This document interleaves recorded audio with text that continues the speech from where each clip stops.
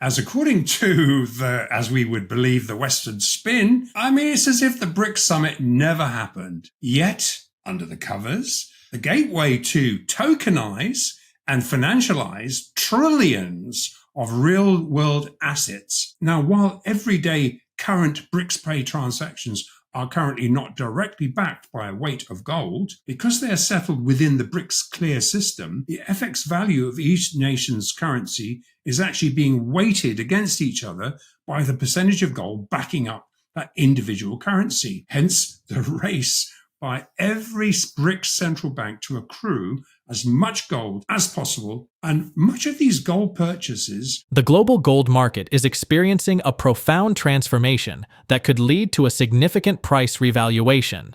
Several powerful forces are converging to create what may become one of the most remarkable bull markets in precious metals history, potentially pushing gold prices toward $8,000 per ounce. In this video, AndrewMaguire, a seasoned market analyst with decades of experience in global bullion trading, highlights how the BRICS nations are quietly building a new financial system to tokenize. He says Western media ignored this shift, but it could revalue gold to $8,000 and push silver into triple digits. From a technical perspective, Maguire explains that BRICS is moving to become price makers in precious metals by using physical supply-demand data. This shift reduces the influence of Western pricing hubs, such as the CME and LBMA. BRICS nations are systematically developing infrastructure that allows cross-border trade to be settled using national currencies, with gold serving as the underlying benchmark. The financial architecture being constructed doesn't aim to replace the dollar globally, a point clarified by Russian Foreign Minister Sergey Lavrov, who stated, "No one in the BRICS community is raising the issue of replacing the dollar. The alternative is to switch to settlements in national currencies." Looking ahead, Maguire explains that BRICS is advancing a multipolar price discovery system, initially focusing on gold, silver, platinum, and palladium. Regarding the BRICS monetary shift, he reveals that the new development bank is establishing a gold-backed, sanction-resistant settlement hub. With BRICS nations controlling 85% of global commodity production, he sees major central banks quietly accumulating gold. According to the World Gold Council's 2025 Central Bank Survey, 19 out of 36 respondents are now buying gold directly from domestic or small-scale miners in local currency, with 4 more considering following suit. Before we dive into AndrewMaguire's sharp insights from their latest interview, make sure to hit that subscribe button and tap the bell icon so you never miss a moment when truth meets the market. As according to as we would believe, the Western spin, it's as if the BRICS summit never happened. Yet, under the covers, the gateway to tokenize and financialize trillions of real-world assets has opened. Let's dig into the question, because this ultimately leads to a consensus of liquidity providers pricing gold at a fair value at $8,000. We discussed it last time. And as we recently indicated, silver well into the 3 digits. Now, while this gateway opens up every single commodity to be traded and settled intra-BRICS national currencies, we've been focusing on the West's underestimation of the BRICS nations' ability to actually take full control of the gold-silver price-setting mechanisms, and how, through the formalizing of the financial infrastructure to support a sufficiently liquid global settlement process, the CME, LBMA will increasingly become price takers, not price makers. And this is happening under our noses. And we will see, as we'll see, this is actually central bank driven. And so, responding to Trump's warning to the BRICS so-called war on the dollar, let's start by looking at what Russian Foreign Affairs Minister Sergey Ravkov reiterated yesterday, and basically he said, no one in the BRICS community is raising the issue of replacing the dollar. The alternative is to switch to settlements in national currencies. That's the path we're taking with BRICS. So really, you've got 2 different views here.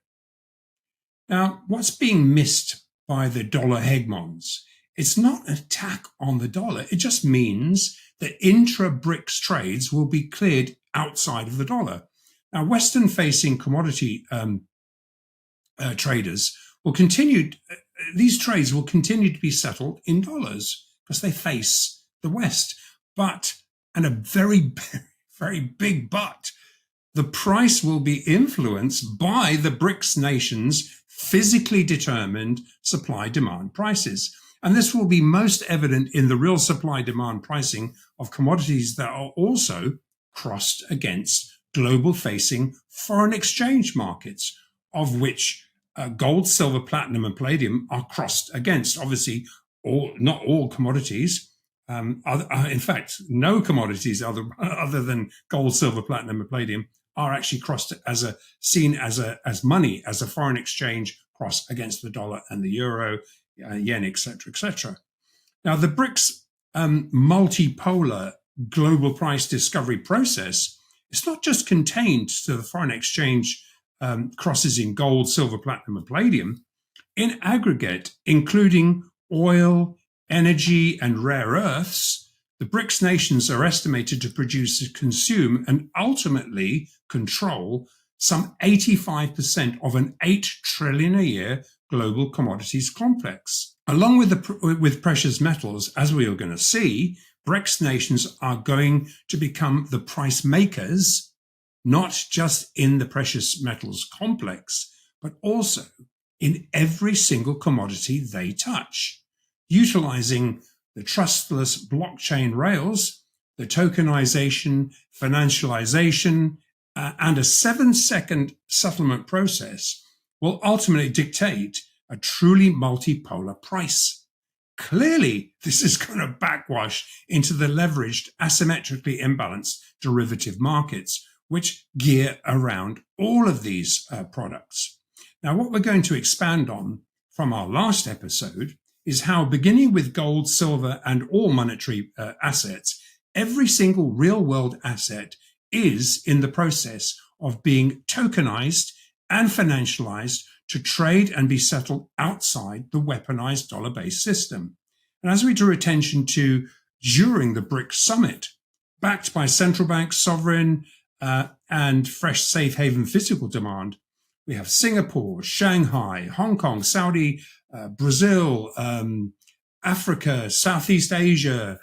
They've already aggregated sufficient physical market liquidity to actually benchmark a global physically determined supply-demand gold price. Now, following the BRICS Rio Summit and Trump doubling down on tariff threats, the gloves have now come off. Now, in keeping with the overall BRICS mandate of taking barriers down, really to empower multipolarity, the focus on the Rio BRICS Summit was on providing, this is the key thing, the necessary financial multipolarity to be able to price and sanction-proof commodities into a blend of BRICS local currencies. Now, completely missed by the mainstream media and the Western observers is that the complex task of benchmarking trillions of non-dollar denominated intra-BRICS trade will be benchmarked by pegging this blend of widely varying national currencies to a prescribed weight of gold. Now, as we've looked at last time, this de-dollarizing effort is actually being facilitated with the expansion of the new development bank, the NDB, bolstering inter-BRICS national currency trades, ultimately benchmarked to gold, a percentage of gold. Now, Russian Finance Minister Anton Siluanov confirmed that the NDB had formalized a multi-billion-dollar sanctioned tariff-proofed cross-border settlement hub backed up by loan guarantees for mega infrastructure projects across the BRICS sphere. Now, we put up some links on these initiatives last time, but in short, with over 80% of the world's population gaining economic weight and already controlling 40% of all global trades, Trump's tariffs are nothing short of war measures into which the BRICS nations are countering to rapidly consolidate resources. Now, the NDB are consolidating with supporting Chinese initiatives as well. And this is not just a soulless operation. This is really well put together. And so they understand that the provision of the necessary financing is required to bring this forward. And there are a lot of instruments under this initiative. But while highlighting the erosion of LBMA's pricing control, AndrewMaguire notes that BRICS nations have built enough physical gold liquidity to set real-time prices. Gold-backed stablecoins and decentralized blockchain rails are poised for formal launch. This marks a major shift in global price discovery. In his outlook, Maguire explains that the IMF's rejection of China's gold bid in 2010 triggered a long-term accumulation strategy, which has now exceeded 35,000 tons. He sees this as a key pillar in BRICS' effort to establish a gold-backed, sanction-resistant settlement system, quietly challenging LBMA's dominance. Following the IMF rejection, China launched an unprecedented national campaign to encourage citizen gold ownership, a strategy no major nation had previously attempted on such a scale. The government deployed massive outdoor billboard advertisements, the size of houses, alongside nationwide television campaigns explicitly promoting physical gold purchases. Central banks worldwide have dramatically increased their gold holdings, now officially owning more than 36,000 tons of gold, the highest level since the 1970s. This unprecedented accumulation represents a significant shift in reserve management strategy, with many nations reducing their exposure to potentially weaponized dollar assets in favor of physical gold. Let's get back to the interview. The LBMA are losing control of this counterintuitively based 50-year price suppression game, which has allowed them to cash settle gold alongside every other fiat diluted asset. And they're losing this control because in aggregate, the BRICS nations have now accrued sufficient physical market liquidity to actually benchmark this self-arbitraging, fungible global sanction and tariff-proof gold price for T+0 settlement. We're talking instantaneous settlement. So in sync with the NDB rollout, China's cross-border payment system, the CIPS, already interconnects with 4,900 banking institutions, and it's growing by several every day.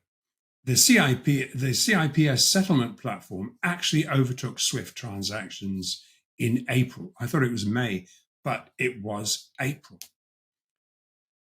So tokenizing these BRICS collaborations into stable coins backed by real assets, along with a race to secure as much gold as possible to back the value of each nation's foreign exchange currency, provides BRICS nations and their counterparties with a very liquid 7-second settlement process. Now, following Trump's 50-day Russian and BRICS counterparty tariff sanction threats that followed 2 weeks, I think it was last week or the week before, when we saw freshly weaponized EU-Russia sanctions, what we have is credible information.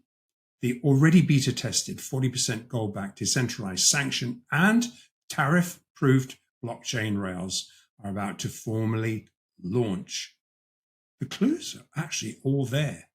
Following China opening up and opening vaulting and physical metal facilities into a series of Western-facing gold vaults and settlement hubs where it can be moved across the floor and delivered T+0, as we've been tracking ever since the IMF refused China's offer to buy its share of the 400 tons of IMF gold. Remember, that was back in 2010. And you remember that they put up 400 tons of gold for sale. India was allowed to take half, 200 tons, but Beijing's bid to take the remaining 200 tons at the current price was then about $1,000, was absolutely blatantly refused.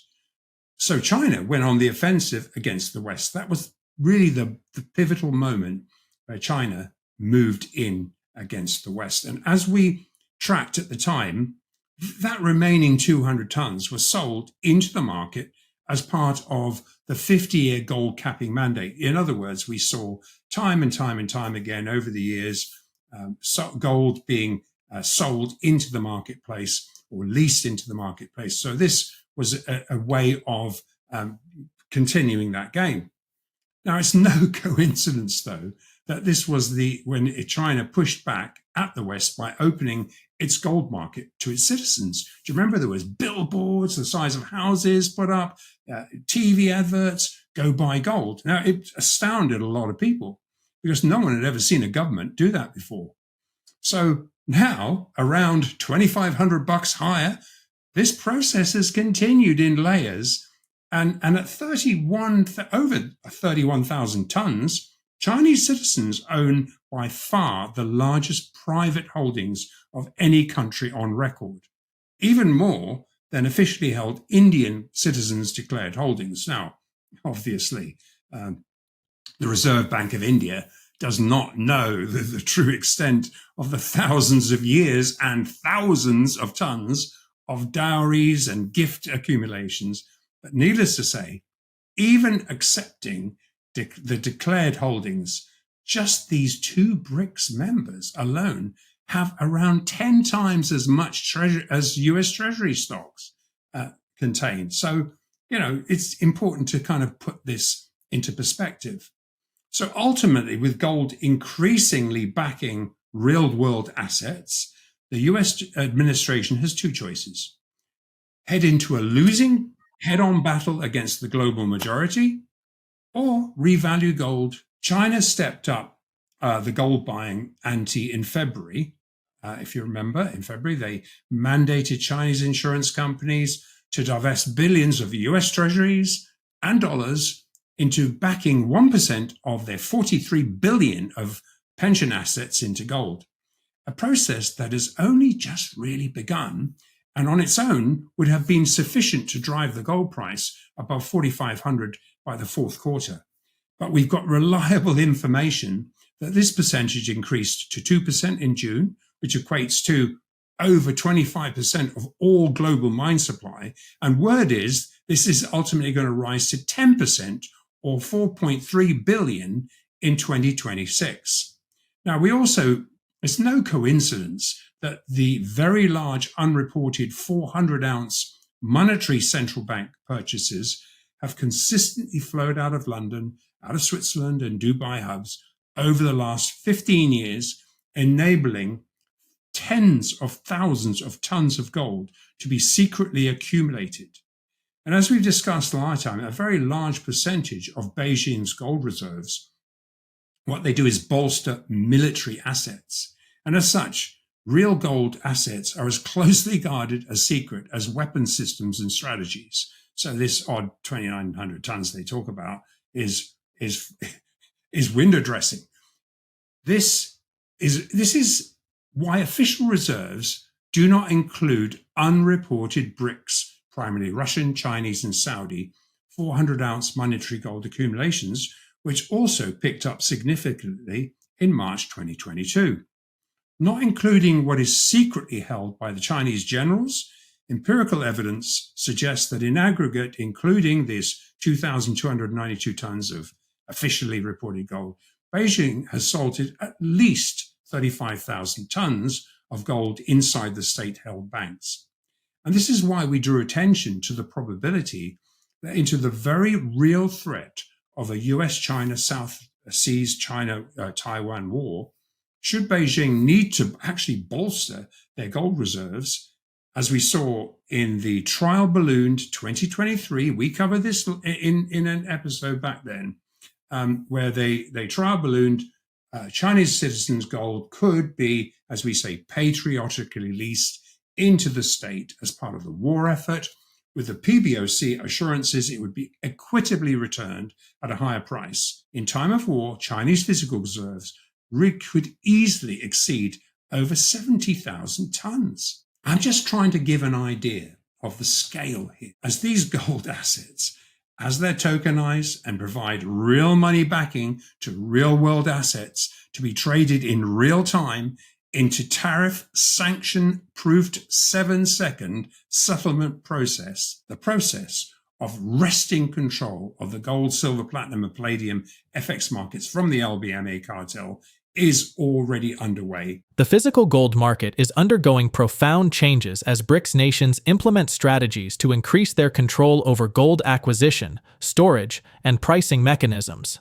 China's strategic pivot to mass gold ownership has fundamentally altered global demand dynamics, contributing significantly to record-high gold prices from approximately $1,000 per ounce in 2010 to over $2,500 by 2025. This sustained upward trend reflects the structural impact of incorporating the world's most populous nation into active gold markets. Still, Citi gives a bull forecast as much of a chance as its bear forecast, and other major banks expect gold prices to continue to climb toward $4,000 per ounce by 2026. Could the accelerating shift toward gold-backed trade signal the end of Western dominance in global price discovery and reserve currency status? Drop your thoughts in the comments section below. If you find this video informative, don't forget to support our channel and turn on notifications to stay informed about our latest videos. See you in the following video.